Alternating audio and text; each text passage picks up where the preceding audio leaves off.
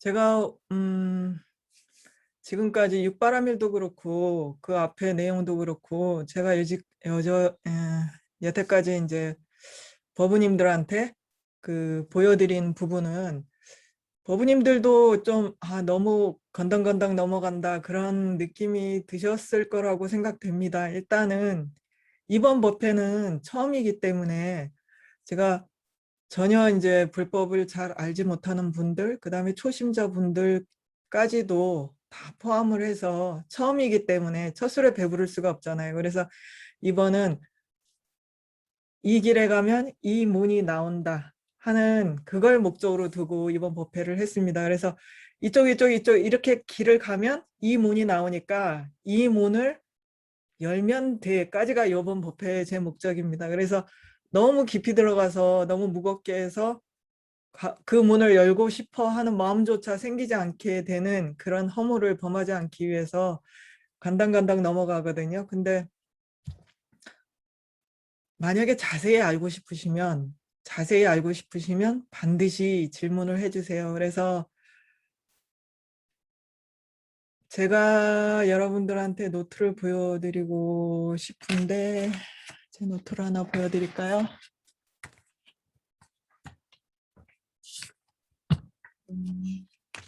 제가 이 노트를 보여드리는 이유는 혹시 보일라나 모르겠네. 보이시나요? 보이세요? 안 보이시죠? 제가 읽어드릴게요. 바르게 질문하는 법이라고 이렇게 적혀 있습니다. 그래서 가장 중요한 거는 지금 저희들이 뭘 하고 있느냐. 오늘까지 하면 스승께서 우리의 수행의 길에 의지처인 스승님께서 우리한테 우리의 근기에 맞게 딱딱 씹어서 완전 소화해서 우유처럼 만들어가지고 우리 입에 넣어주는 그거 딱딱 이렇게 묶어서 일러주시는 방편. 그 방편이 오늘까지가 마지막인데 이 방편을 알기만 하고 내가 쓰지 못하면 그거는 방편이 아니거든요. 그래서 여러분들이 쓰기 위해서 무엇이 필요한가 하면 저희가 여태까지 뭐 했냐면 지금까지 쭉 저희들이 뭐를 해왔냐면 지금 뭐 팔정도 뭐 사성제 12연기 어쩌고저쩌고 해가지고 막 이렇게 부처님이 이렇게 묶어서 딱딱 일러주시는 법은 많아요. 근데 그 법을 우리가 우리 걸로 가져오기 위해서는 마음의 끝을 이렇게 염주를 깨보신 분들은 알겠지만 염주 이렇게 깨려면 앞에를 뾰족하게 해가지고 이렇게 깨어야 되잖아요. 마음이 뾰족하지 않으면 아무리 깨려고 그래도 염주 안으로 들어가지질 않아서 깰 수가 없잖아요. 그래서 저희가 지금까지 한 건 뭐냐면 우리의 마음을 끝을 뾰족하게 해서 말씀을 잘 이어들을 수 있도록 이렇게 관통할 수 있게 마음을 뾰족하게 만드는 그 일을 했어요. 그래서 지금 여러분들 앞에는 이렇게 염주 알들이 이렇게 있습니다. 그래서 그 염주 알들을 꿰는 방법, 지금 그 앞에까지 딱 있어요. 근데 이걸 어떻게 갑자기 왜 나왔나? 깜짝이야. 이걸 어떻게 끼워야 되나 하는 그 부분에 있어서는 여러분들이 제가 그랬죠. 모든 게 공짜가 없다고. 우리가 지금 여러분들이 지금까지 저한테 보여주시는 거, 제 말에 이렇게 귀를 기울여 주시는 거, 그 다음에 스승님께 공경하고 스승님 앞에 엎드려서 하심하고 하는 그 마음들이 다 여러분들이 법을 알아듣게 하는 그런 가피가 된다 그랬잖아요. 스승님이 가피가 되는데 가피만 입어서 될 것이 아니라 뭘 해야 된다 그랬어요? 부처님의 불사가 우리 마음에서 일어나도록 하기 위해서는 여러분들이 거기에 대해서 부처님의 이렇게 된 거 여러분들이 이렇게 딱 고리에 걸릴 수 있게 마음의 고리를 이렇게 딱 만들어줘야 된다 그랬잖아요. 이걸 하는 값을 지불을 해야 돼요. 그래서 이 지불은 뭐냐? 바로 질문입니다. 그래서 여러분들이 질문을 했을 때 비로소 입을 통해서 생각만 하고 말면 신구의 삼업으로서 부처님 법을 받는 게 아니잖아요. 여러분의 입을 통해서 잘 모르겠습니다라는 그 말 한마디가 이 고리를 만들어요. 딱 받을 수 있는. 근데 질문을 하지 않으면 이게 아무리 해도 이렇게 넘어가지질 않아요. 그래서 이렇게 딱 질문을 함으로 인해서 고리를 만들고 그 다음에 받아주시는 걸 여러분들이 생각하면 고리가 단단해져서 이렇게 끌어올려도 끊어지지가 않게 이렇게 되는 거거든요. 그래서 먼저 여러분들이 입으로 잘 모르겠습니다. 이 부분에 대해서 이해가 잘 안 됩니다. 설명해 주십시오라고 하는 지불이 필요해요. 그래서 제가 먼저 바르게 질문하는 법을 설명해 드리겠습니다. 그래서 제일 먼저 가장 중요한 거는 불법을 파하지 않아야 돼요. 불법을 깨트리지 않아야 돼요. 그래서 질문을 할 때 불법을 깨트리는 그런 질문을 하면 안 돼요. 그래서 불법을 깨트린다라고 하는 것은 내가 잘 알지 못하면서 마치 불법이 내가 아는 게 다인 양 그런 식으로 질문을 하시면 불법을 깨트리는 허물을 범하게 돼요. 그래서 제일 먼저 불법을 깨트리지 말아야 된다. 근데 여기서 불법을 깨트린다라고 하는 그 부분은 일단 제가 오늘 이제 대승과 소승에 대해서 설명을 해드리겠지만 부처님은 일체종주라 그래서 모르는 게 없는 거잖아요. 모든 걸 다 안다는 전제 하에 여러분들이 부처님이 모르는 게 없다라는 전제 하에 질문을 하셔야 되거든요. 근데 왜 부처님은 이렇게 말하고 이렇게 말하고 부처님이 잘 모르는 게 아닌가 하는 그런 식으로 부처님의 말씀에 모순을 놓고서 질문을 하면 부처님의 불법을 깨트리는 허물을 범해요. 그래서 질문할 때 반드시 그래서 여러분들이 경에 보면 항상 부처님 말씀에는 모순이 없고 부처님 말씀이 모두 바르건만 왜 여기서는 이렇게 설하고 왜 여기서는 이렇게 설합니까? 라고 이렇게 질문을 하시거든요. 그런 식으로 질문을 하셔야 돼요. 내가 이해하는 폭이 좁아서 부처님의 말씀하신 걸 제가 다 이해 못하니까 왜 여기서는 이렇게 말씀하고 여기서는 이렇게 말씀하셨습니까? 라고 질문을 하셔야 돼요. 대놓고 아무것도 없이 왜 그냥 막 이렇게 상으로 찌르듯이 그렇게 질문을 하시면 안 돼요. 그래서 우리 경에 보면 항상 질문하는 게 계속 나오잖아요. 모든 경에 보면 바르게 질문하는 방법들이 나오거든요. 그래서 그것들을 여러분들이 바르게 보고 그런 식으로 질문을 하라고 계속 경에서 나오는 거거든요. 그리고 이제 어떻게 물을 것인가 하는 그 부분이 중요하거든요. 그래서 어떻게 물을 것인가 하는 것은 분명히 그러니까 내가 전에도 설명 한번 드렸는데 제가 이제 복이 많아질수록 알아듣는 게 달라지거든요. 내 복에 알아들을 수 있는 만큼만 말하셔요. 그리고 그만큼만 들려요. 그래서 우리가 복이 없는데도 불구하고 그러니까 똑같은 사람이 같다고 해도 제가 항상 존자님 법회 때마다 느끼는 게 그거거든요. 같은 법문을 여러 번 반복을 하셔요. 근데도 그때 모인 대중에 따라서 전혀 다른 말씀을 하시거든요. 어떨 때는 막 너무 받아들이기 어려울 그 법회에 어떤 수행자가 와서 정말 간절한 마음으로 법을 청하면 그 사람 수준에 맞춰서 법을 설해 주세요. 그리고 이제 그냥 관광 오는 사람들을 대상으로 법을 하실 때는 그냥 그 사람들이 알아들을 수 있는 일반적인 수준에서 법을 설하시거든요. 그래서 그 법회를 들으면 아, 요번에 어떤 공부를 한 사람이 왔구나, 어떤 대중이 왔구나 하는 걸 이렇게 알아차릴 수 있을 만큼 그렇게 같은 법문인데 이렇게 차등을 두시거든요. 그만큼 이렇게 들었을 때 아, 저번에는 이렇게 말씀하시는데 왜 요번에는 이렇게 말씀하셨을까라고 그런 느낌이 들 때 그때의 나와 지금의 나의 차이를 비교를 하셔야 돼요. 뭐가 달라졌나? 그래서 지금 이렇게 말씀하신 이유가 뭡니까? 라고 물으셔야 돼요. 그때는 예전에 이런 말을 들은 적이 있는데 지금 이래 말씀하신 데는 뭔가가 이유가 있다. 그래서 지금 그렇게 말씀하신 이유가 뭡니까? 라고 물으셔야 돼요.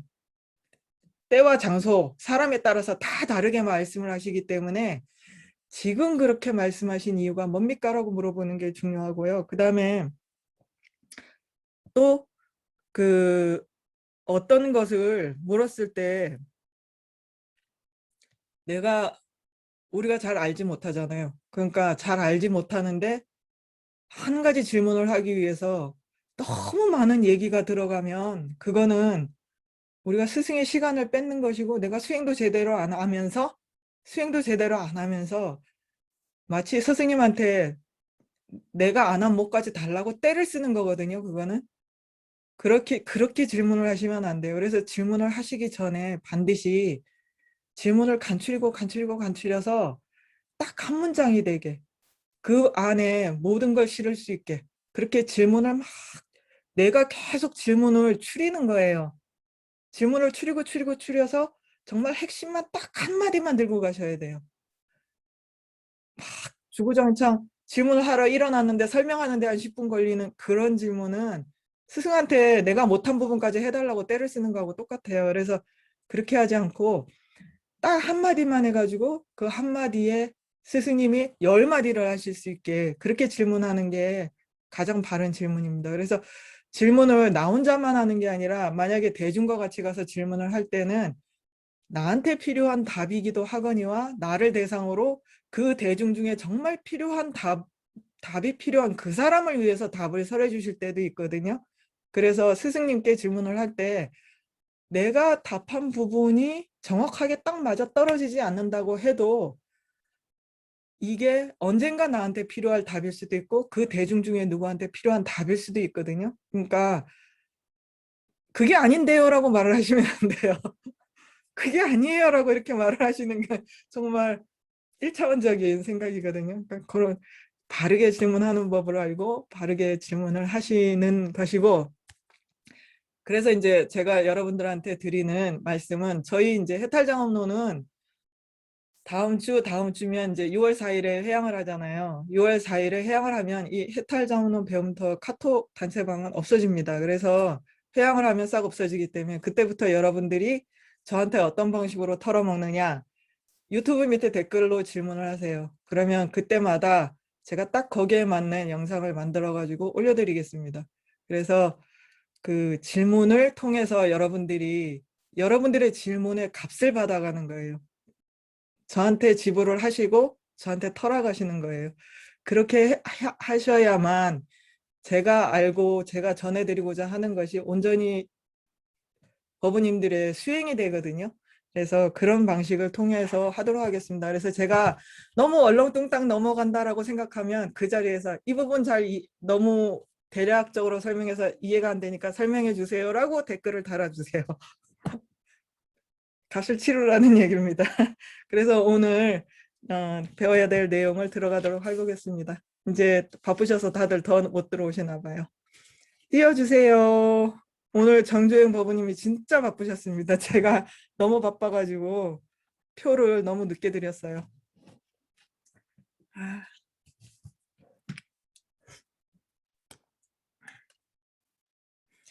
그래서 이제 저희들이 오늘 이제 배워야 되는 길에는 세속의 깨달음의 길이, 세속에서 닦는 길이 있고, 그 다음에 탈속에, 세속을 벗어나서 해탈을 가는 그런 탈속의 깨달음의 길이 두 가지가 있습니다. 근데 세속의 길은 제가 오늘 설명을 안 드릴게요. 그러니까 세속의 길은 좀 이따가 간략하게 설명을 하고 이런 그림 많이 보셨죠? 이 그림이 보통 우리가 이제 선정을 닦아서 갈 때 마음에 장애되는 부분이 있잖아요. 예. 제일 밝은 색이 어느 건가? 어느 게 제일 밝은가? 이게 보이나요? 안 보이네. 분홍색으로 해보자. 빨간색. 빨간색은 안 보이네. 뭐가 제일 잘 보이려나? 흰색이 제일 잘. 분홍색으로 합시다. 분홍색이 제일 잘 보일 것 같네. 그래서 여기 이제 각각 나타내는 뜻이 다르거든요. 이 부분은 저한테 이 부분을 자세히 설명해 주세요. 그러면 또 한번 같이 공부하는. 왜냐하면 이것만 해도 한 2시간 걸리거든요. 그래서 이걸 자세히 설명드릴 방법이 없어요. 지금은. 그래서 이거는 다음에 청하시면 같이 공부하는 시간을 보충 수업을 또 한번 가져보도록 하고 오늘 우리가 필요한 건 뭐냐면 이게 이제 욕계에서예요. 우리가 욕계에서 수행하는 어떤 마음의 장애를, 이게 지금 장애들이거든요. 장애들을 벗어나서 이게 욕계의 길을 지금 올라가잖아요. 길을 이렇게 올라가 가지고 요 부분 있잖아요. 요 부분. 예, 요 부분에 올라가서 스님이 이렇게 날아다니잖아요. 스님이 날아다닐 때 이 날아다니는 이것을 이제 경안이라 그러고, 경안을 통해서 요 부분이 뭐냐면 이제 욕계에서 벗어납니다. 욕계에서 벗어나고, 이때 우리가 뭘 성취했냐 그러면 지관상수할 때 그침을 성취를 해요. 그래서 그침을 성취를 하면 그때부터 욕계의 마음이 아니라고 얘기를 합니다. 그래서 이때부터는 이제 선천에 들어간다고 얘기를 해요.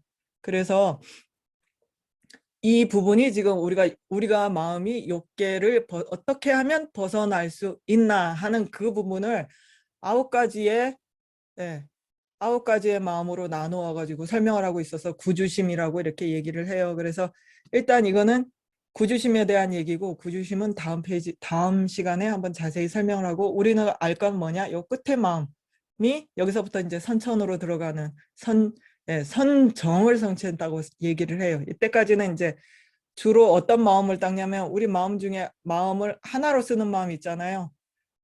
우리 정해 할 때 그 정이에요. 정해상수 할 때 그 정이 있다 그랬잖아요.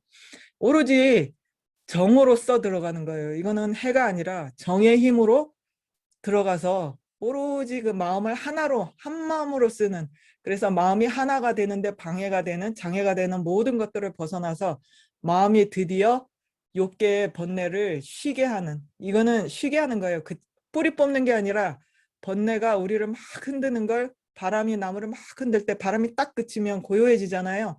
그걸 의미를 해요. 그래서 그걸 성취를 했을 때 비로소 욕계를 벗어났다라고 얘기를 합니다. 그래서 그 다음 페이지. 예. 그래서 이제 우리나라에서 어떤 스님이 이렇게 재밌게 표시를 했어요. 이게 저거보다 좀 보기가 쉽죠. 그래서 대충 보면 이런 마음입니다. 이거 근데 어디서 많이 봤죠? 예, 이거 어디서 많이 봤어요? 시부도. 예, 시부도예요. 이게 이제 우리나라에는 코끼리가 없다 보니까 소에다 비유를 했어요. 그래서 시부도가 이렇게 원래 시부도의 본래 모습은 이렇게 생긴 겁니다. 그래서 다음 페이지. 예. 야, 이거 보이세요? 세속의 수도라고 했는데 이제 여기서 여기까지입니다. 예, 여기까지가 지금 우리가 여기서 이제 지를 성취를 해요. 지를 성취를 하고 여기서부터 이제 견도에서 여기 올라가는 여기까지가 이제 색계 사선천, 하나 둘 셋 넷. 예, 초선천, 이선천, 삼선천, 사선천이 있고, 여기 이제 무색계.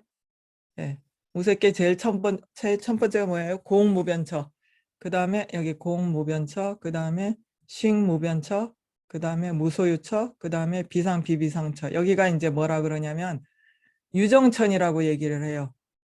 왜 유정천? 유는 뭐예요? 세속의 꼭대기, 머리 꼭대기라는 얘기예요. 더 이상 세속의 길은 더 이상 갈 데가 없어요. 그래서 이 유정천이 끝이에요. 그래서 보살은 반드시 무색계는 들어가지 않아요. 색계까지만 가요. 색계까지만 가서 이 마음을 어디까지가 최상으로 가냐면 무소유처천 있잖아요. 이 마음으로 멸진정을 수행하기도 해요. 그러니까 좀 더 그 신통을 마음이 완전히 마음을 없앴다 있었다 하는 이런 마음의 선정에 힘을 기르기 위해서 일부러 여기까지 가기는 해요. 근데 요 유정천은 절대로 안 갑니다. 그리고 나는 거는 이 세계 사선천까지밖에 안 나요. 여기는 나진 않아요. 이거는 마음을 훈련하기 위해서 그걸 수행을 하지 거기에 가서 나지는 않아요. 그 차이가 있습니다. 그래서 예, 여기 이제 그래서 세속의 수도는 이렇게 해갖고 유정천까지 닦을 수 있어요. 그래서 일반 그 외도들이 갈 수 있는 끄트머리가 유정천이에요. 여기까지 갈 수 있거든요. 유정천까지 가고, 그래서 부처님의 스승들이 그러니까 출가하기 전에 외도의 스승들이 이 비상비비상처청까지 간 사람이 있다고 이렇게 나오거든요. 그걸 보고서 부처님이 아 이건 길이 아니구나라고 생각하고 돌아오셔서 새로 이제 당신이 수행을 하셔가지고 한 게 유정처는 갈 데가 못 돼. 그래서 이것이 아니라 새로 우리한테 설명을 하신 것이 뭐냐? 바로 이 깨달음의 길입니다. 이 깨달음의 길인데 이 깨달음의 길을 통해서 우리가 비로소 윤회를 벗어날 수 있다라고 말씀을 하셔요. 그래서 여기는 우리가 갈 데가 아닌데 단지 이제 저걸 언제 닦느냐? 언제 닦냐? 소승에서 저거를 닦아요. 소승에서 우리가 소승 사양 사과라고 하는 거 있잖아요. 사양 사과가 그 이걸 닦아서 예, 이걸 닦아서 여기로 들어와요. 그래서 다음에 여러분들이 또 한 번 더 청을 하면 소승의 사양사과가 20성중이라고 하거든요. 소승의 사양사과가 20개나 있어요. 그래서 저번에 뭐라 그랬어요? 수다원, 사다함, 아나함, 아라한의 종류가 20가지가 돼요. 이 세속 수도를 어떤 식으로 닦아서 견도에 들어왔느냐, 그리고 견도에 들어와서 어떤 식으로 아랑가를 얻느냐, 이 차이에 따라서 20종류가 있어요. 그래서 이거는 다음에 여러분들이 청을 하시면 한번 다시 한번 살펴보기로 하고, 이것만 해도 우리가 20성중만 1년을 배우거든요. 그래서 1년을 배워요, 1년을.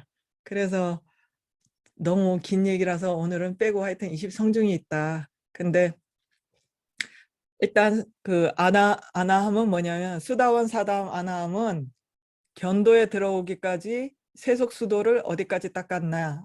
이 수도가 대중소가 있고 번뇌가 대중소가 있어요. 대중소가 있는데 대중소에 또 대중소가 있어요. 이렇게.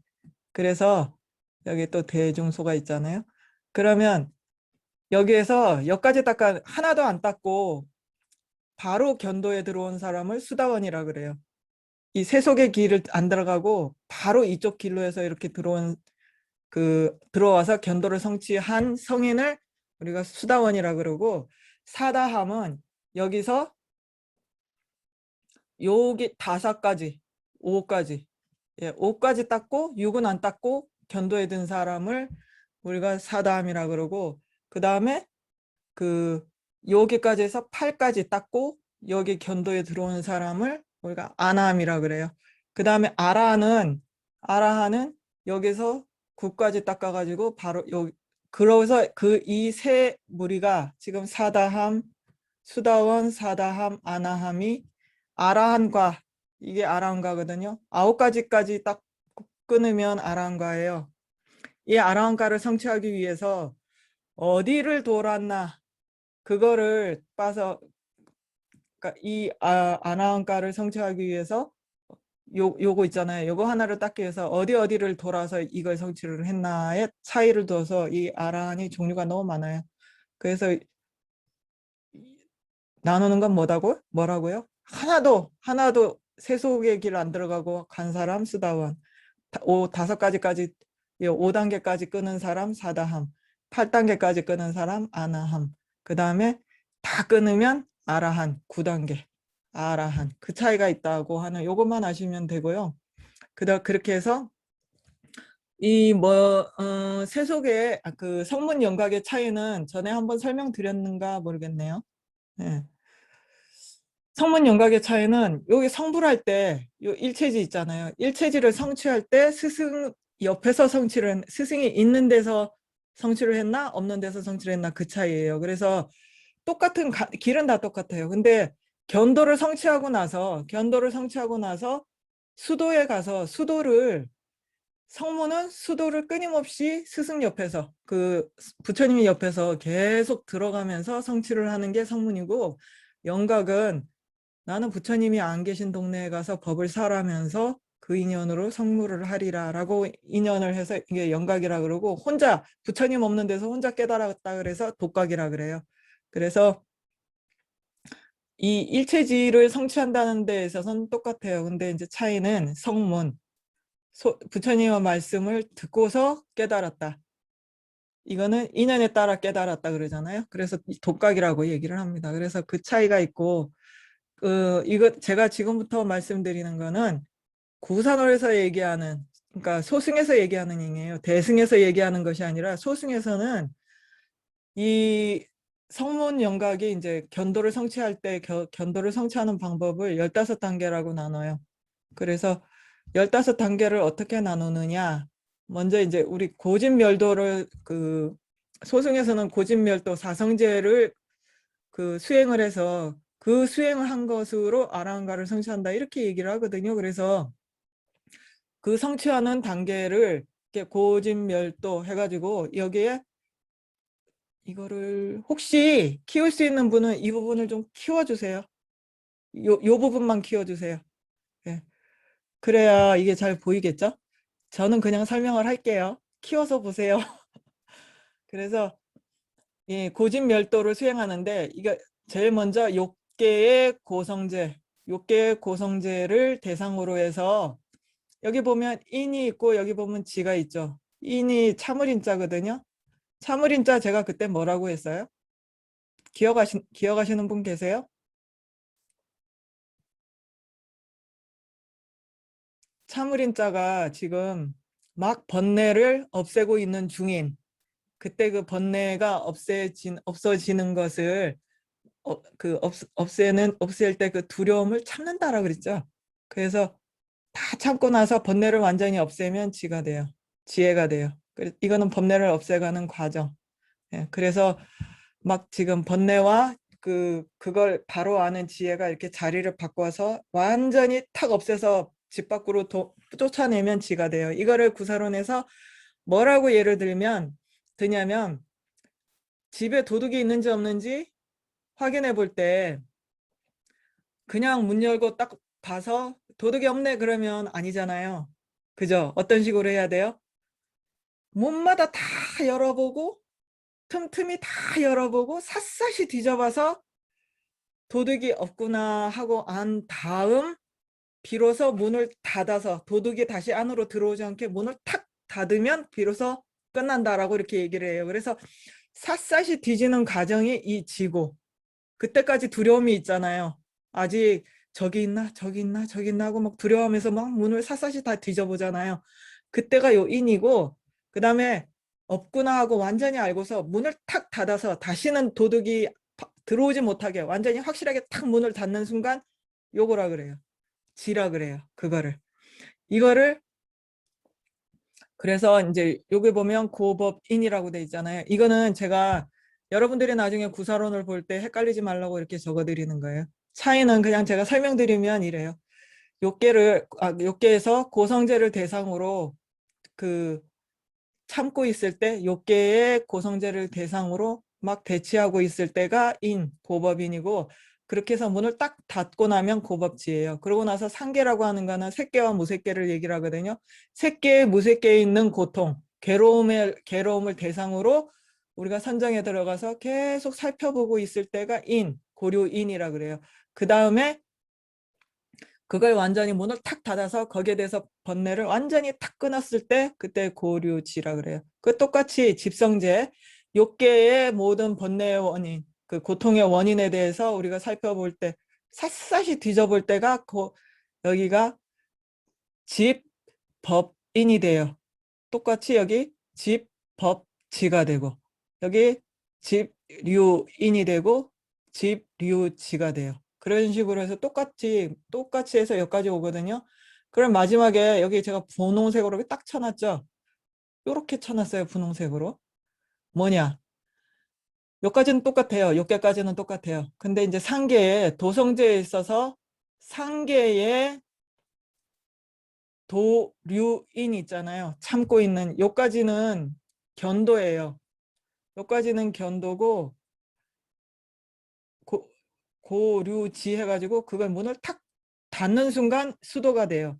왜 그러냐 그러면 구사론에서는 이 수도의 견도하고 수도의 차이를 뭐냐면 이전에 보지 못했던 견도라고 하는 견자가 볼 견자잖아요. 이전에 보지 못한 법을 새로 봤기 때문에 견도거든요. 근데 이 상태에서는 이 수도는 이 도류지는 더 이상 새로 볼 게 없어요. 이미 본 걸 다시 보는 문을 닫는 거잖아요. 다시 새롭게 볼 게 없기 때문에 이때부터는 수도다 이렇게 넘겨요. 그래서 그 소승에서는 부처님이 하루 저녁 초저녁 그러니까 하루 저녁 이렇게 수행해서 마군을 이겨서 샛별이 딱 뜰 때 성불하신다라고 설명을 하잖아요. 그랬기 때문에 이게 다 한 선정이라고 얘기해요. 하나의 선정. 저녁부터 시작해서 다음날 새벽까지예요. 그래서 이게 선정에서 일어나는 일이 없어요. 계속 선정이 이어져서 마지막에 이게 그래서 수도에서 닦아가지고 마지막에 이제 그 금강간에서 마지막 번뇌의 모든 그 장애를 소멸하고 일체지를 성취한다 이렇게 설명을 하고 있거든요. 그게 이제 소승에서 설명하는 방법이고 대승에서는 아까 말씀드린 것처럼 우리는 이렇게 얘기를 안 해요. 왜냐? 그 대승에서는 소승과 대승의 차이는 제가 저번에 한번 설명드렸죠. 뭐가 차이가 있다 그랬어요? 이거 기억해내면 진짜 공부 열심히 하신 건데. 내가 너무 기쁠 것 같은데. 소승과 대승의 차이는 뭐로 나눈다 그랬어요? 아무도 기억을 못 하시는. 보리심. 예, 맞아요. 한중생. 음. 똑같이 수행하는데 한중생을 포기하면 성문영각이 되고 소승이 되고 한중생을 포기하지 않고 끝까지 가져가면 예, 보살의 길이에요. 그래서 요 차이는 한중생이에요. 딱 한중생. 그 한중생을 포기하지 않느냐. 똑같이 성문영각도 공성을 터득한다고 얘기를 하고 저번에 한번 설명드렸죠. 첫날 종성 설명할 때 성문영각도 똑같이 다 공성을 터득을 해요. 근데 차이는 뭐냐? 한중생을 포기했기 때문에 내가 아무리 볼 수 있는 게 한계가 있어요. 내가 볼 수 있는. 그 한중생을 포기하지 하고 않는 거기에 따라서 이 성문영각은 길이 좁아지고 보살은 길이 넓어요. 그래서 고속도로라고 제가 얘기했죠. KTX를 타고 고속도로를 가는 것 같다라고 얘기를 했잖아요. 네, 그 차이가 있습니다. 그래서 이제 이거는 여기까지 이제 소승은 그래서 이제 그렇고 이제 우리는 이제 대승의 길을 들어가야 되겠죠. 그래서 소승의 길은 도리심이 없기 때문에 소승의 길에 들어가는 요 시발점이 뭐냐면 바로 염리심 또는 출리심. 염리심은 싫어해서 세속을 싫어해서 윤회를 싫어해서 벗어나고자 하는 마음이고 출리심은 똑같아요. 출리는 뭐냐 그러면 세속을 벗어나고 여의고자 하는 마음 그렇다는 뜻이거든요. 그래서 내가 윤회에서 벗어나고 싶어 이 고통에서부터 벗어나고 싶어 하는 그 마음을 일으킬 때 요 길에 들어간다라고 얘기를 하고 있습니다. 그래서 그럼 대승의 길은 이 길을 벗어나긴 벗어나는데 모든 중생들을 나뿐만 아니라 내가 이렇게 싫어하니까 남들도 똑같이 싫어한다는 거예요. 한 중생도 빠지지 않고 나만 이 고통에서 벗어나서 행복할 게 아니라 모든 중생이 나와 똑같이 모든 중생이 예, 고통에서 고통에서 영원히 행복의 그 세계로 가기를 바라는 마음으로 이 길을 윤회를 벗어나고자 하는 마음을 일으키면 그게 보리심이거든요. 그래서 보리심을 일으키는 순간 내가 보리심을 정말 억지로 생각하는 게 아니라 정말 마음에서 생각하지 않아도 마음에서 저절로 퐁퐁퐁 우러날 때 비로소 보리심이 일어났다라고 얘기를 하고 깨달음의 길에 들었다라고 얘기를 합니다. 그래서 우리가 깨달음의 길에 들기 위해서는 반드시 보리심 수행을 해야 돼요. 그래서 제가 지난번에 보리심과 자비심 수행할 때 보리심이 어떻게 일어나는 방법에 대해서는 자세히 설명을 안 드렸거든요. 이제 그거는 깨달음의 길이라든지 그런데 너무 자세하게 설명돼 있어요. 그래서 우리가 다음에 이제 기회가 되면 깨달음의 길이라든지 뭐 이렇게 입보리 행론 그런 데 보면 특히 이제 이 부분의 수행에 대해서 특히 입보리 행론 같은 경우는 인욕 수행에 대해서 진짜 열심히 설명을 하고 계시거든요. 그래서 존자님이 꼭 한 권만 권해주세요라고 얘기하면 입보리 행론을 권해주세요. 그래서 우리 분상에서 가장 최고의 지금 지침서는 입보리 행론이라고 그렇게 말씀을 하시거든요. 그래서 보리행에 우리가 입자는 제가 전에 설명드렸나 모르겠는데 들 입자는 어떤 뜻이냐면은 제가 우리가 수행에 단계가 있는데 첫 번째는 그림자와 같은 거예요. 딱 서 있으면 스승의 그림자, 우리 그림자처럼 요 발끝에 딱 가서 붙는 거예요. 스승이 어디 가든지 그 발에 딱 가서 달라붙는 거. 두 번째 단계는 뭐냐면 스승의 예, 스승의 손과 발이 돼서 스승님의 손과 발이 돼 갖고 스승의 몸에 여기까지 올라오는 거예요. 그러고 나서 뭐냐? 안으로 들어와서 스승과 내가 하나가 되는 것이거든요.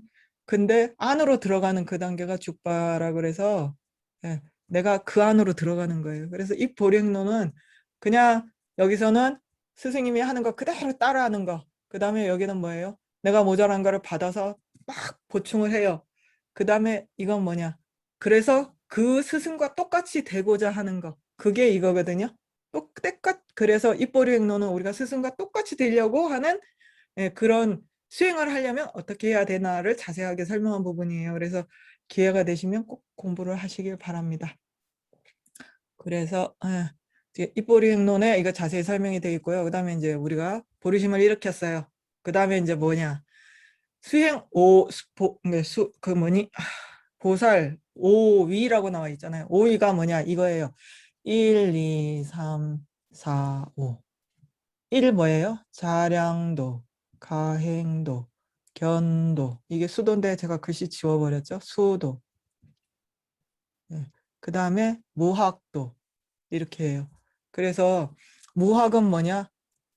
네. 배울 게 없다. 배우는 게 뭐라 그랬어요? 수행하는 거라 그랬죠? 수행을 다 마치면 무학이 돼요. 이거는 학도, 배워야 되는 단계, 배워야 되는 길, 이거는 배움이 끝나서 더 이상 배울 게 없는 길. 그래서 이렇게 수도 5위가 있고요. 그 다음에 우리가 좀 뒤에 하는 십지가 있잖아요. 십지는 이거예요. 십지는 여기서부터 이렇게 나가는 겁니다. 그래서 십지가 여기 있습니다. 그래서 제일 먼저 이제 설명을 드릴게요. 자량도라고 하는 그거는 자량, 양식, 모든 것의 재료와 양식. 그래서 우리 깨달음의 길에 제일 먼저 그냥 가는 것이 아니라 양식을 챙겨가야 되잖아요. 우리도 길 떠날 때 캠핑 간다 그러면 먹을 것부터 챙기잖아요. 그런 것처럼 제일 먼저 먹을 걸 챙겨야 돼요. 그래서 뭐가 먹을 거냐? 일단 복덕과 지혜를 쌓아야 되겠죠. 그래서 자량도에 대중소가 있는데 다른 건 하나도 안 중요해요. 우리가 제일 중요한 거 이게 제일 중요해요. 그 다음에 이 부분. 반드시 대중소가 있는데 중에서 소에는 공성을 터득하지 않아도 돼요. 이때까지는 복만 열심히 지으면 어쨌든 보리심을 일으켜가지고 복을 열심히 지으면 소가 돼요. 자량도의 소가 돼요. 근데 여기서 열심히 지은 복으로 우리가 공성에 대해서 비량이 일어날 때를 얘기를 해요. 비량. 비량은 뭐라 그랬어요? 기억하시는 분 계시나요? 아이고 아이고 비량 다 잊어버렸네.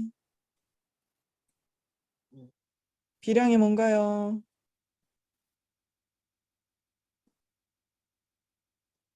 기억 안 나세요? 우리가 세상을 인식하는 방법에 두 가지가 있다 그랬죠. 예, 맞아요. 추론. 예, 정확하게 맞추셨네요. 세상을 보는 눈으로 눈앞에 보는 것처럼 선명하게 보는 것이 눈앞에 지금 우리 보는 것처럼 이렇게 딱 선명하게 보는 그걸 현량이라 그래요. 그리고 비량은 비교해서 비교 분석해가지고 추론을 논리를 통해서 정확하게 그걸 딱 잡았을 때를 우리가 비량이라 그래요. 그래서 바른 논리로 정확하게 헤아리면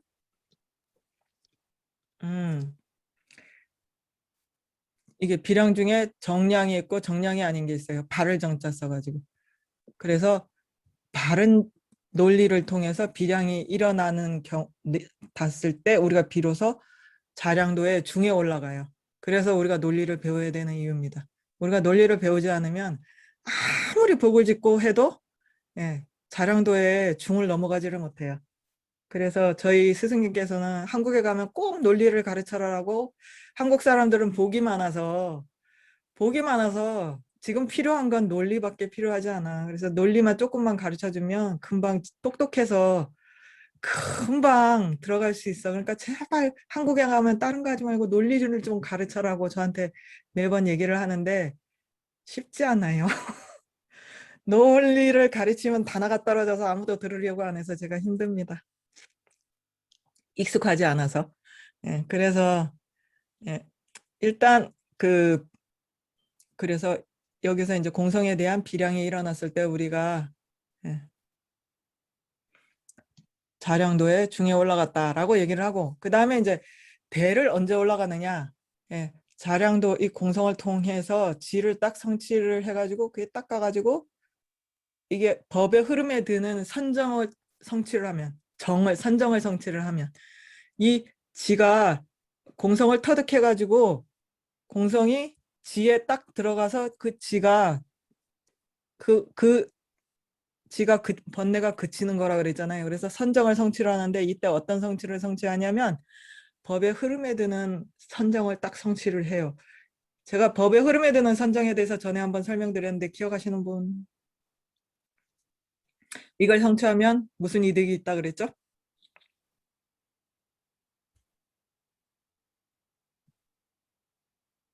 아무도 기억이 안 나나 보네. 응? 법의 흐름에 드는 선정을 성취를 하면 부처님의 법령만 예, 어느 부처님이 어디 계시든 부처님한테 직접 법을 들을 수 있어요. 그래서 이 선정을 성취하고 나서 법을 직접 부처님 전에 가서 법을 듣고 와가지고 대승경전을 설하신 논서가 많아요. 그래서 예, 그걸 이제 소승에서는 인정을 안 하거든요. 근데 우리는 이걸 인정하기 때문에 일단 자량도의 대만대도 이 선정의 힘으로 모든 부처님께 직접 가서 법을 들을 수 있기 때문에 부처님이 직접 법을 설해 주세요. 그러기 때문에 이 선정을 성취를 하는 것이 예, 우리로서는 최상의 지금 목표고 이것만 성취하면 어쨌든 부처님한테 직접적으로 부처님이 우리의 직접적인 스승이 되시는 거예요. 그거 예, 그래서 여기까지가 이제 자량도입니다. 그래서 여기까지가 자량도고 그 다음에 가행도. 가행 뭐예요? 행을 더한다. 이걸 행을 막 지금 덧붙여 간다는 뜻이에요. 근데 여기에 네 개가 있어요. 난이, 정이, 인이, 세제일이. 난이는 뭐예요? 따뜻할 난자, 정은 꼭대기, 이는 아까 참는다 그랬죠? 이거예요. 참는 거. 그 다음에 세제일이는 세상의 제일 꼭대기. 이게 세속에서 요 밑에가 범부예요. 범부로서 세속으로서 갈 수 있는 끝을 우리가 세제일이라고 얘기를 해요. 그리고 여기서부터는 성인이에요. 견도부터는. 그래서 범성을 구분하는 마지막 단계가 세제일이에요. 그래서 세상에서 세속으로서 갈 수 있는 제일 꼭대기 자리 그런 뜻이에요. 그런데 이거는 이제 어떻게 비유를 하냐. 자, 난이는 뭐다? 따뜻하다. 아까 여기서 우리 뭐 성취했어요? 지 성취했죠. 공성에 대한 지. 논리를 추론을 통해서 공성에 대해서 딱 그걸 보고 있어요. 보고 있으면서 어떻게 불을 지피려고 하면 막 비벼야 되죠. 막 비비면 어느 순간 거기서 따뜻해지죠. 그게 따뜻해지고 우리가 막 비비고 있는 중이에요. 그 다음 뭐예요? 비비다 팔이 아파서 더 이상 못 비빌 그 순간까지 오는 막 비벼서 끄트머리까지 갈 때가 정이에요. 그러고 나서 마지막 순간 그 끄트머리를 팔이 아파서 더 이상 못 비비겠다 생각하는 그 순간을 참아내면 인이에요. 그러고 나면 세제일이 탁 하는 순간 바로 다음 순간 불이 탁 하고 붙죠. 탁 하고 붙는 순간 견도예요. 이해하셨어요? 비벼서 이제 막 비벼서 따뜻해질 때 난이. 정의는 뭐예요? 막 지금 해서 따뜻한 게 막 뜨거워져서 이 뜨거운 것이 끝 막 지금 손을 댈 것 같이 뜨거워진 거예요. 그래서 그 뜨거움을 참아내고 나면 더 이상 못 참을 때까지 참고 마지막 더 이상 이게 더 이상 못 참겠다라고 하는 그게 끝에 가서 마지막 1초 그게 세제일이에요. 그 다음에 탁 하고 그 다음 순간이 범상을 나누는 예, 견도. 이전에 보지 못한 불이 확 붙죠. 비빌 때는 불이 안 보였죠. 딱 하는 순간 견도 뭐예요? 불이 눈앞에 확 나잖아요. 예, 그게 견도입니다. 이게 가행도는 그렇게 해서 올라오는 거고 그 다음에 견도 그렇게 해서 우리가 불을 봤어요. 불을 봤는데 요거만 크게 해서 봐주세요. 견도만. 예, 견도만 크게 해서 봐주세요. 견도에는 크게 두 개로 나눠요. 근본지하고 후득지. 근본지는 뭐냐? 제가 근본지 설명드렸죠? 근본지, 근본. 이거 티베더로 하면 예시거든요. 그때 제가 얘가 무슨 뜻이라 그랬냐면 처음, 세상의 모든 처음, 시작. 그래서 우리나라 말로 한첨이라고 그랬죠. 한첨이라고 얘기하고 예, 예시에는 그걸 안다. 그런 모든 것의 공성에 대해서 공성의 모든 법의 근본이고 시작이잖아요. 그래서 이 공성에 대해서 요 딱 불이 붙는 순간 비량이 아까 비량이 논리를 통해서 우리 머릿속에서 이해하는 거라 그랬잖아요. 근데 혈량이 뭐라 그랬어요? 눈에 보는 듯이 선명하게 볼 때. 그래서 우리가 오감으로 눈, 코, 입기를 통해서 본 것을 혈량이라 그러고 그 다음에 이걸 통해서 우리가 대충 눈에 보이지 않는 것을 추론해 나가서 그거를 머릿속에서 생각으로 머릿속으로 추론해 나간 걸 비량이라 그래요. 근데 여기서 예, 이 비량을 통해서 비량을 선정의 힘으로 다시 눈에 보듯이 선명하게 그걸 구현해냈을 때 그때를 성혈량이라 그래요. 그래서 모든 것이 눈에 보이는 것의 허물을 벗어서 우리 눈은 번뇌에 물들어 있기 때문에 그러니까 어쨌든 하나에 거쳐서 보잖아요. 그래서 그러니까 오근을 거쳐서 보기 때문에 그 다음에 번뇌를 거쳐서 보기 때문에 제대로 못 보거든요. 그래서 그것을 비량을 통해서 제대로 보지 못한 것을 보려고 노력을 해서 그 콩깍지를 싹 벗겨내서 바르게 볼 때를 성혈량이라고 얘기를 해요. 그래서 성혈량은 말이 어렵지 쉽게 얘기하면 눈에 보이지 않는 것을 뛰어나게 바르게 선명하게 하나도 콩깍지 없이 바로 보는 걸 성혈량이라고 얘기해요. 그래서 그 공성을 바로 보는 거 모든 사물의 본질인 공성을 바로 보는 그것을 어떻게 보냐 여기서 세제일에서 넘어가는 요 단계가 뭐냐면 아까 여기 지성취했잖아요. 이 단계가 뭐냐 관이라 그래요. 관이 뭐예요? 샅샅이 살피는 거라 그랬죠. 샅샅이 살펴가지고 내가 지금 번뇌가 멈춘 상태에서 마음이 딱 하나로 하나면 마음이 힘이 최고로 때라 그랬잖아요. 마음을 딱 하나로 모아서 힘이 최고인 그걸 가지고 샅샅이 다 살피는 거예요. 그래서 하나도 빠짐없이 다 살펴서 끝에 가서 딱 이르르면 여태까지는 지와 간이 따로 다른 두 마음이었어요. 두 마음이었는데 이때부터는 마음이 지와 간을 지가 지와 간이 동시에 수행을 해요. 이때까지는 마치 이쪽 따로 놀았는데 막 붙여가지고 새 양쪽 날개처럼 같이 두 마음이 이렇게 같이 움직이게 움직이는 거예요. 여태까지는 따로따로 움직였어요. 얘가 움직이면 얘가 안 움직이고 우리 마치 그거하고 같아요. 뭔 얘기하고 있을 때 손에 힘 빠지는 것처럼 두 마음이 요거를 좀 요거에 집중하면 요게 힘 빠지고 요거에 집중하면 요거 힘 빠지고 이래갖고 서로 따로 놀았거든요. 근데 요때부터는 계속 같이 움직이는 요 습관을 들여가지고 여기서는 드디어 동시에 움직여요. 이렇게 그걸 지관쌍수라고 얘기를 해요. 그래서 요때 공성에 대한 지관쌍수를 성취하면 견도가 돼요. 그래서 이때부터는 그 두 가지가 동시에 움직이는 힘에 의해서 보지 못하는 것을 바르게 보는 성혈량을 성취를 하게 되는 거예요. 그래서 이전에 보지 못한 모든 사물의 본성인 공성을 바로 봤다라고 해서 근본지라고 얘기를 해요. 이 근본지에 두 개가 있어요. 아까 이때 설명한 거하고 똑같아요. 뭐냐? 무간도. 쉼이 없는. 이게 사이거든요. 사이가 없다래요. 끊임이 없다. 간단 없이 계속 이어지는 길이라고 해서 무간도라고 해요. 말은 어려운데 이거 무슨 뜻이냐? 이거예요. 참을인자. 참을인자 뭐예요? 끊임없이 밀어붙여가지고 그 번뇌를 우리를 잘 못 보게 하는 그 번뇌를 끊임없이 밀어붙여서 끝에 가서 끝에까지 딱 밀어붙이는. 그래서 뭐 어떻게 해요? 해탈도 문 밖으로 탁 쫓아내고 문을 탁 닫는 순간 해탈도예요. 번뇌 그 도둑으로부터 도둑의 두려움으로부터 완전히 벗어났다. 번뇌 그래서 해탈도. 그 다음에 여기는 후덕지라 그랬죠. 후덕지는 그러고 나서 뭘 하냐? 이제 선정에서 일어나요.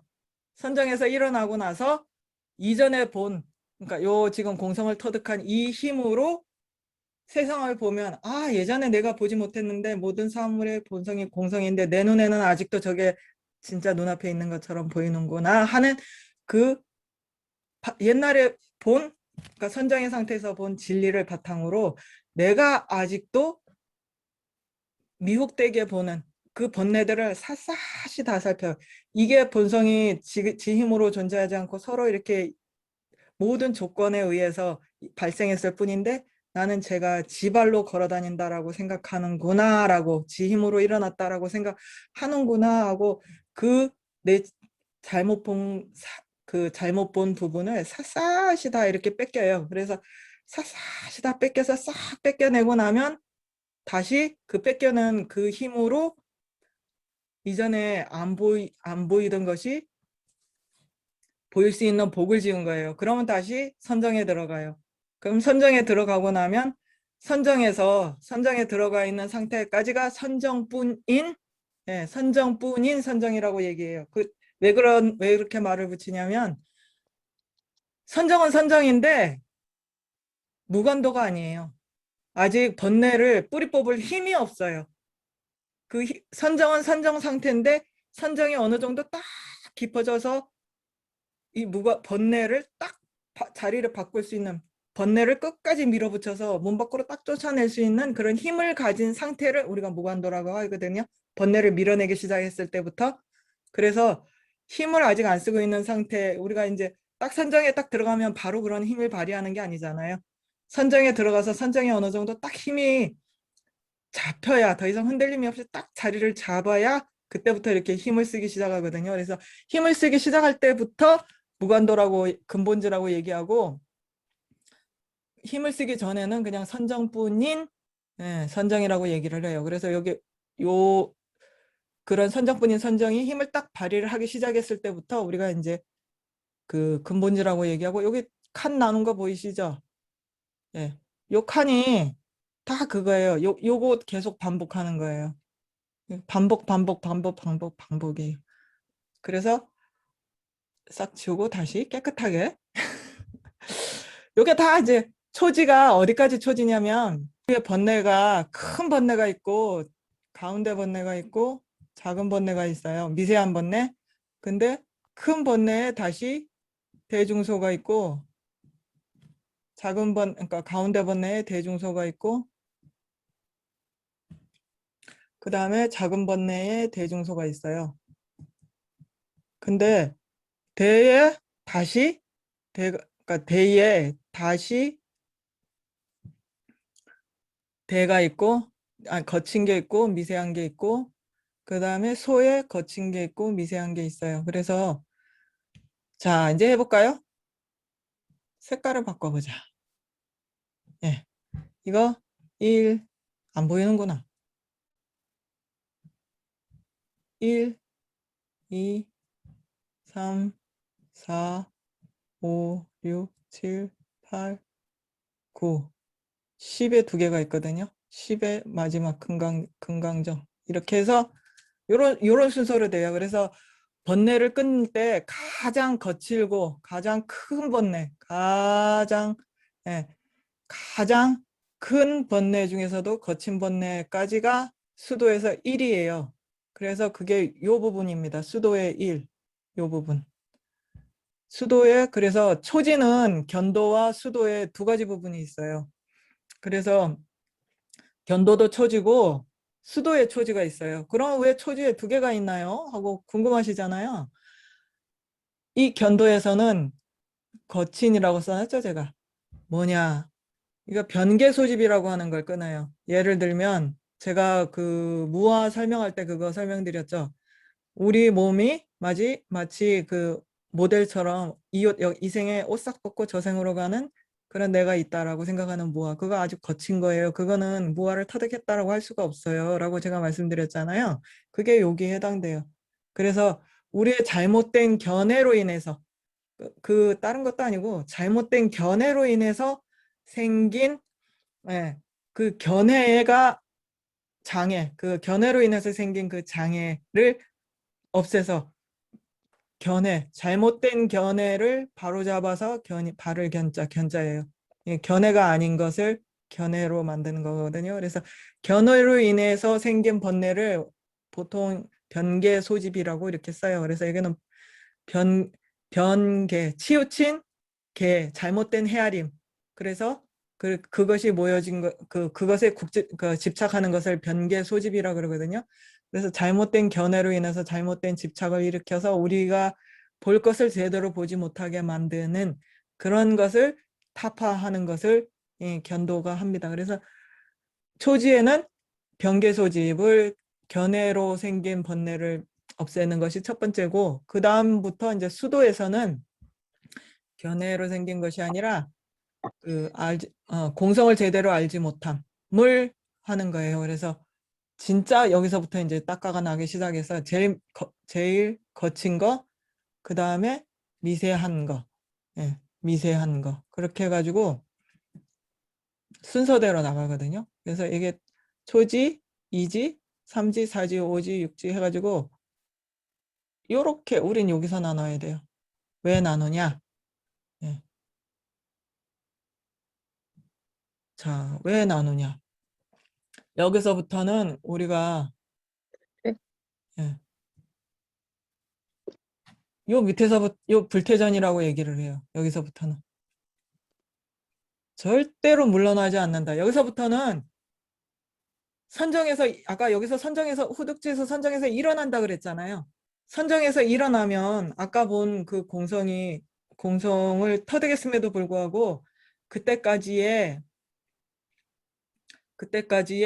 그 선정에서 일어난 상태에서는 공성을 보지 못하거든요. 공성을 보지 못하고 계속 옛날에 보던 그대로 보여요. 단지 이제 내가 하나 터득한 게 있기 때문에 거기에 미루어서 이렇게 비춰볼 뿐이거든요. 근데 여기서부터는 제가 지금 얘기하는 거는 두 가지로 설명드릴게요. 제가 지금 설명드리는 거는 자린 논증학파의 견해하고 마지막 구경인 그 기린 논증학파 두 가지 견해가 있거든요. 근데 이 보리행론은 자립 논증학파의 견해대로 설명을 하고 있어요. 그 다음에 이제 람린 같은 경우 이제 깨달음의 길 같은 경우는 기린 논증학파의 견해대로 설명을 하고 있거든요. 그 차이를 먼저 설명을 드릴게요. 먼저 람림에서 이제 깨달음의 길에서는 기린 논증학파의 견해대로 하면 여기서 번뇌장을 다 끊는다라고 얘기를 해요. 여기서 번뇌장을 끊기 때문에 아라한이에요. 이때부터 아라한이에요. 그래서 번뇌장 끊고 여기서부터는 소지장만을 탑한다 그래요. 소지장은 뭐냐? 소지장은 습기예요. 습기가 있어서 습관 때문에 번뇌를 다 끊고도 습관 때문에 아라한이 원숭이처럼 펄쩍펄쩍 뛴다 그러거든요. 그게 예전에 그러니까 몰라서 그러는 게 아니라 습관이 남아서 그래요. 습관의 힘 때문에. 그런 것처럼 습관을 타파하는 우리 샅샅이 들어있는 습관을 타파하기 위해서 이제 요때는 이제 습관을 소지장이라고 그러거든요. 그래서 우리 마음에 이생에서 저생으로 넘어갈 때 우리 마음에 이전에 모든 생의 그 악업과 선업의 모든 씨앗을 여기 다 심어놓고 다 싣고서 이생에서 저생으로 건너가잖아요.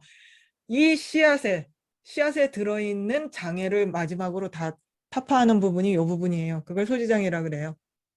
그래서 이거는 이제 기류논증학파에서 그렇게 설명하고 자립논증학파에서는 뭐라 그러냐면 이거는 이제 자립논증학파는 약간 그 유식 쪽하고 약간 상관이 있거든요. 그래서 이제 유식학파에서도 이렇게 얘기를 해요. 그래 뭐라고 얘기를 하냐 그러면 이때까지는 예, 이때까지는 번뇌를 끊긴 끊는데 그러니까 나중에 제가 좀 이따가 십자제가 이 팔찌부터 십자제를 성취하거든요.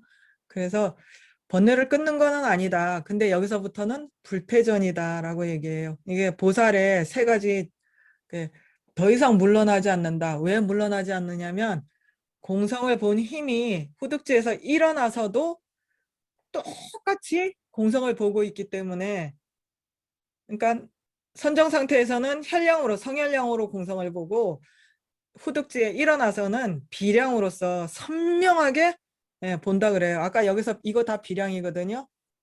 이거 다 비량이에요. 가행도에서. 그래서 이때 보는 것처럼 이때 그 비량으로 선명하게 보는 것처럼 여기서는 예, 후득지에서도 똑같이 선명하게 보기 때문에 공성을 안 보는 식이 없어요. 모든 식이 공성을 봐요. 그래서 절대로 뒤로 물러남이 없다라고 해서 이렇게 딱 보살을 이렇게 나눠요. 그렇게 해서 여기서부터는 계속 하나의 계속 나아간다. 절대 뒤로 물러가는 게 없다라고 이렇게 얘기를 해요. 그리고 이제 이렇게 나누는 이유는 여기까지는 보리심이 물러날 수 있다라고 얘기를 해요. 근데 물러나진 않아요. 근데 물러날 가능성이 있다라고 얘기를 해요. 근데 여기서부터는 절대로 보리심이 물러나지 않기 때문에 우리의 쌓은 복이 더 이상 물러나지 않기 때문에 예, 복이 계속해서 쌓여서 나간다. 그래서 여기서 딱 잘라요.